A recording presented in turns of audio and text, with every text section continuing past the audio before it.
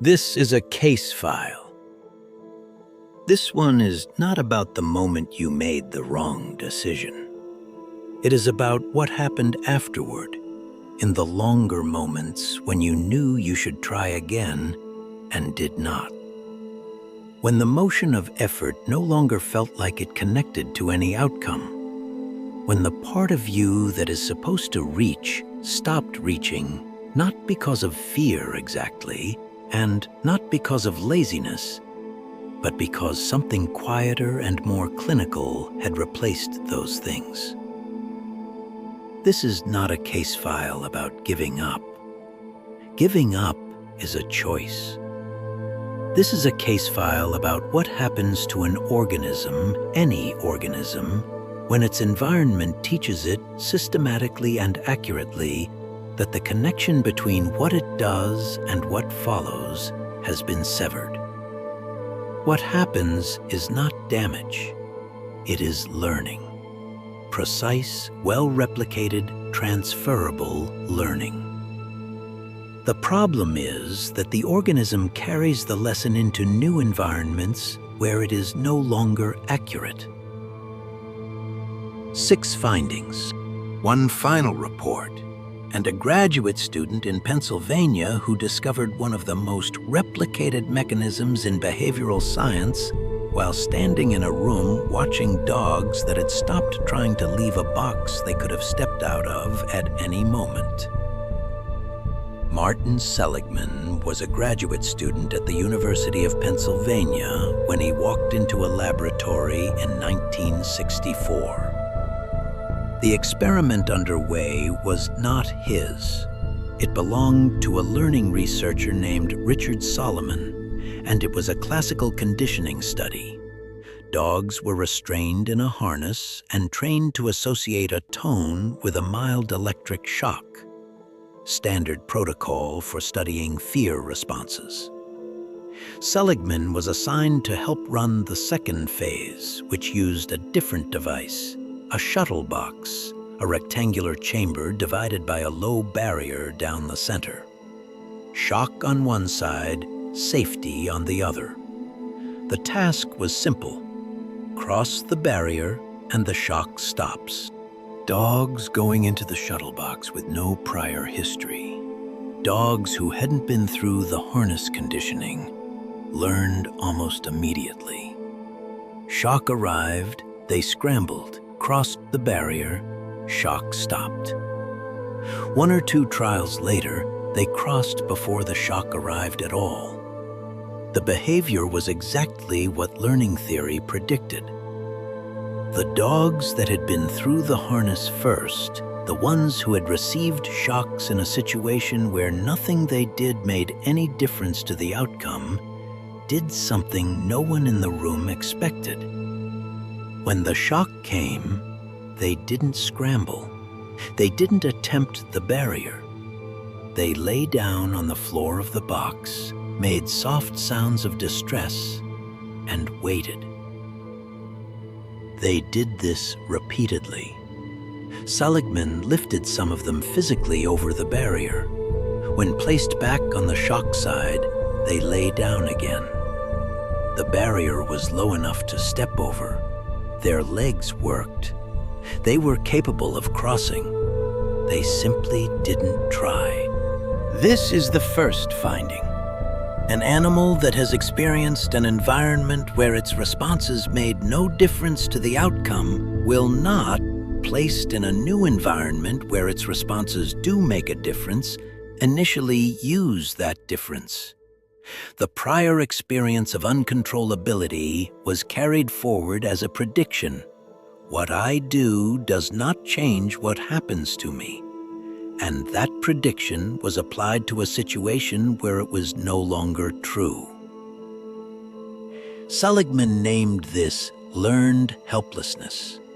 Not helplessness alone. That word would describe an inability, something fixed and innate. Learned helplessness, an expectation built from experience that the relationship between behavior and outcome has been severed. The word learned is doing the critical work. The condition was installed by an environment, and once installed, it generalized. It moved from the context where it was built into new contexts where it had no basis. What needs to be said clearly about this mechanism is what it is not. It is not pain that creates the effect. The conditioned dogs were not in more physical distress than the unconditioned ones. The shocks were the same. The variable was not intensity. It was not the severity of what happened. It was whether what they did had any relationship to whether it happened. An environment that is reliably difficult teaches an organism how to survive difficulty. An environment where response and outcome are unconnected teaches something else, that the lever is not attached to anything. The human version of this study was run 10 years later by a researcher named Donald Hiroto. The structure was nearly identical. Participants in one group were exposed to a loud, unpleasant tone they could turn off by pressing buttons in the right sequence. A second group was exposed to the same tone with the same buttons, but the buttons did nothing. No sequence they tried would stop the noise. A third group heard no tone. Afterward, all three groups were given a new task, a hand shuttle device where moving their hand across a small barrier would turn off the noise. One motion, one outcome, directly controllable. The group that had been able to control the noise in the first phase learned the hand shuttle task almost immediately. The control group, who had heard nothing, learned it just as fast. The group that had experienced uncontrollable noise in the first phase largely did not. They sat with their hands still. They let the noise run. They had been in the study for less than 15 minutes on a task that shared no structural feature with the first one, and the prior had already transferred. This is the second finding. Helplessness learned in one context does not stay in that context. It travels. The prediction that effort and outcome are decoupled does not get filed under the original situation and retrieved only when something similar occurs. It becomes a general prior about whether action connects to consequence, and it follows the person into new environments that share nothing with the one where it was formed. Seligman's framework predicts something about the spread of this effect that most people who encounter this theory underestimate. The original helplessness is learned in a specific domain. The dogs were shocked in a harness. The participants were exposed to noise they could not control. But the downstream effect extended into situations that were structurally unrelated to the original. This is the generalization problem, and it is what explains why a loss of agency in one significant area of life does not stay neatly contained within that area. The job where effort and outcome appeared to have no relationship, where performance did not predict recognition, where the rules appeared to shift based on factors with no connection to the work. And then, sometime later, the same detachment arriving somewhere unrelated, the difficulty beginning new projects, the resistance to investing in results, the feeling, somewhere below the level where it is easy to name, that the motion and the result have been decoupled, not in this particular situation, but in situations. The helplessness did not stay where it was installed. It became an inference about the structure of action and consequence as such. Not here, everywhere. This is the third finding. the scope of the effect does not map onto the scope of the original situation. A specific, bounded experience of uncontrollability can produce a broad and generalized expectation of futility, because what the nervous system learned was not a fact about the specific situation. It learned something that felt like a fact about the relationship between effort and outcome in general. 13 years after the original experiment, Seligman returned to the theory and substantially revised it. The revision was necessary because the original model had a gap. Not everyone exposed to uncontrollable events developed persistent helplessness. Some recovered quickly, some showed almost no effect. The question the original model could not answer was why. Working with Lynn Abramson and John Teasdale, Seligman reformulated the theory around attribution, the explanations a person makes to themselves about why an uncontrollable event occurred.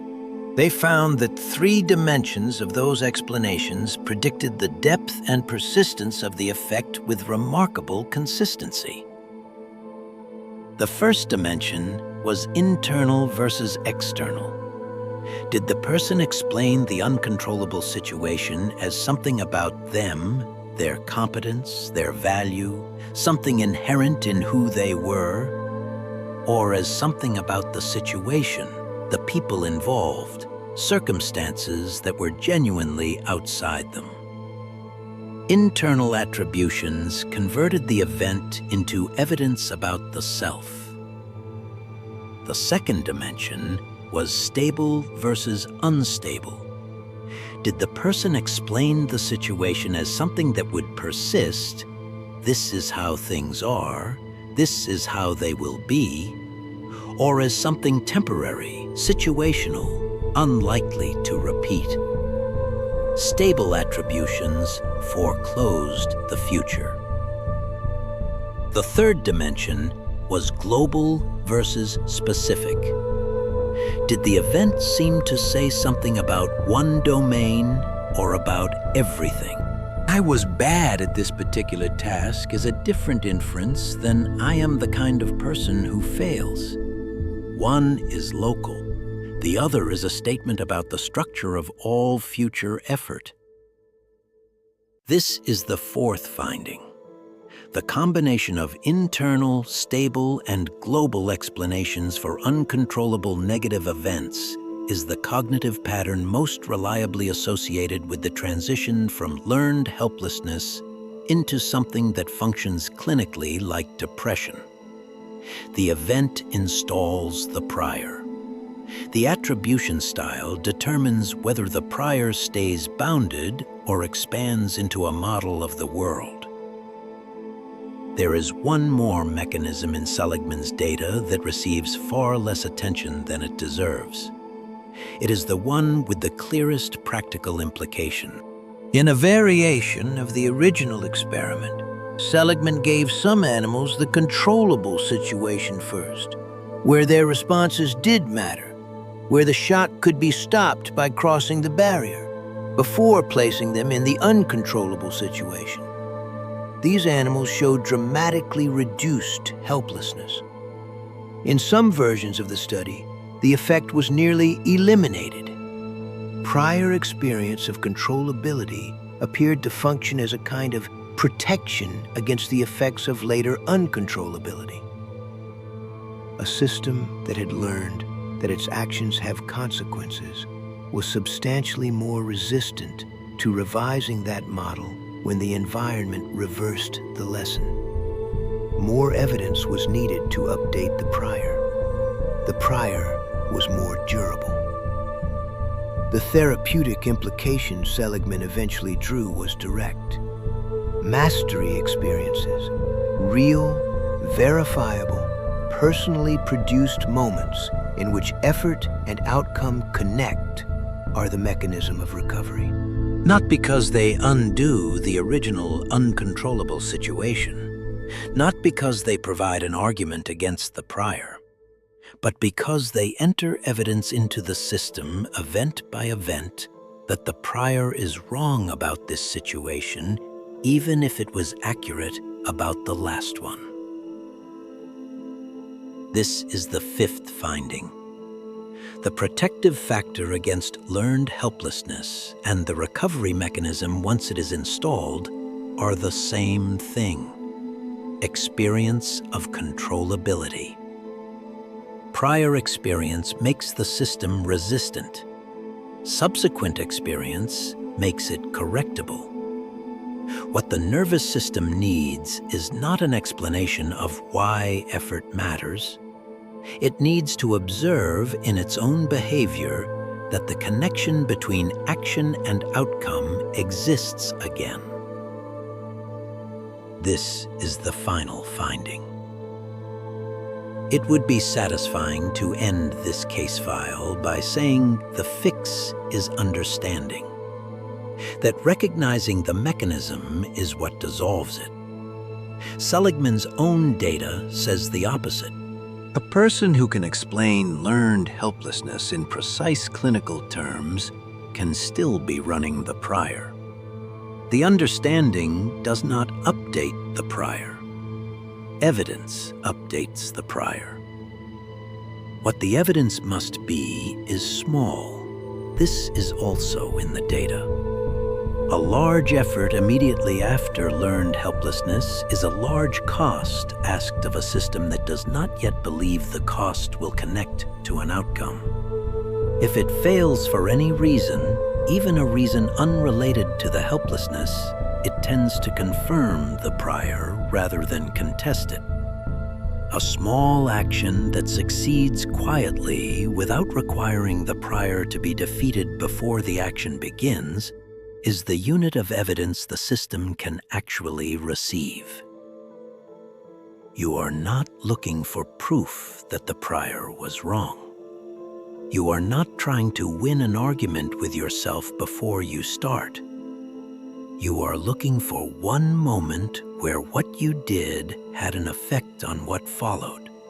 One motion, one outcome, connected.